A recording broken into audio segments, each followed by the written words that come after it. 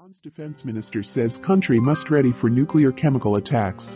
Amir Hatami warns enemies of humanity will use any means to achieve war goals, including biological warfare.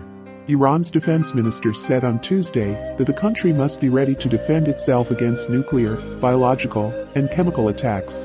We should be prepared to defend our nation against all threats, and whatever the enemy may one day use as an offensive tool, including chemical, nuclear, and biological weapons, said Iran's defense minister Amir Hatami, according to the semi-official Fars news agency. Hatami said the enemies of humanity were prepared to use all means to achieve their military goals.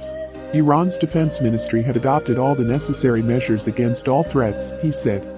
His statements came on the anniversary of the 1987 mustard gas attack by former Iraqi dictator Saddam Hussein against Iraqi Kurds, Fars said.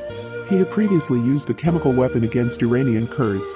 Hatami's statements came as tensions climb in the Middle East, with the US and Iran jockeying for position ahead of expected nuclear negotiations.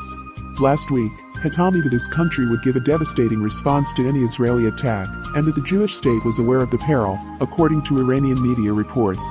A series of incidents at sea have also turned up the heat, including an explosion on an Israel-owned tanker in the Persian Gulf last month, an alleged attack on an Iranian ship, and a report that said Israel targeted a series of Iranian ships headed to Syria. Iran's foreign ministry on Monday blamed Israel for the blast on the Iranian ship last week, and said Iran had the right to